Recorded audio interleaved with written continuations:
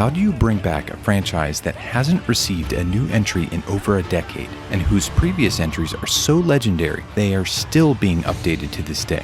That's the gargantuan task Relic Entertainment has undertaken with Age of Empires 4. Announced over 4 years ago, this real-time strategy game just launched, and boy does it have a lot to live up to. Not to mention some stiff competition on Microsoft's service. Let's find out if Age of Empires 4 is a game pass or a game fail. The stage was set. Set during the Middle Ages, Age of Empires 4's gameplay is essentially a clone of Age of Empires 2. If you've played that classic, you can easily jump in, but the developers realized that this new entry will interest a lot of newcomers, so there are tons of tutorials built into it. When you start the game, you immediately begin an engaging introduction that teaches you the basics of gathering resources, building an army, and doing battle. With the road open, the militia could now reclaim their lands in the north. After that, there are two paths. The more explicit tutorials are a series of challenges that teach you how to efficiently grow your economy and do battle with the enemy. These challenges allow new players to get up to speed on core concepts and experts to test their skills and earn gold medals. Your town is an economic powerhouse.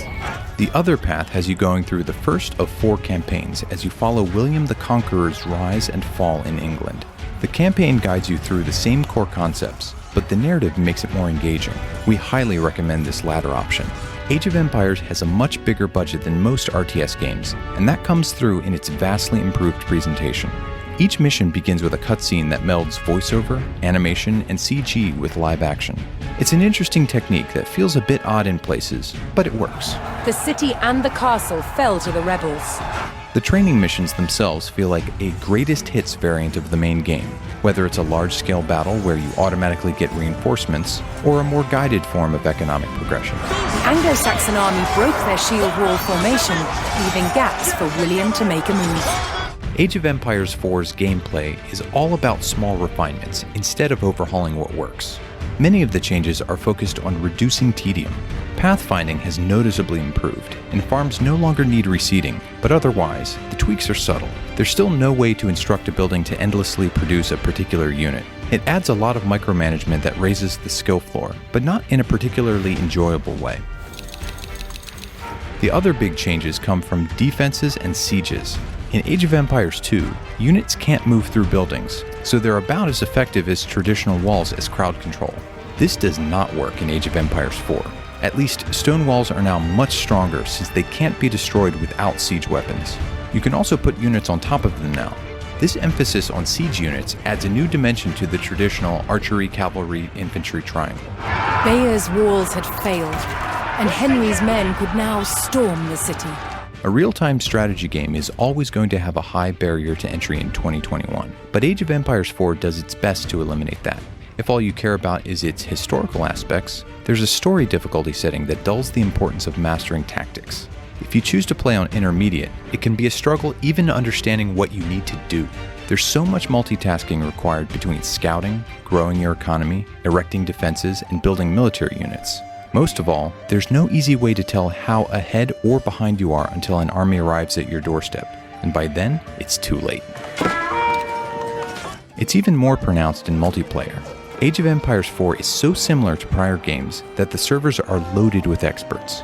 With no skill-based matchmaking included yet, jump into online skirmishes at your own peril.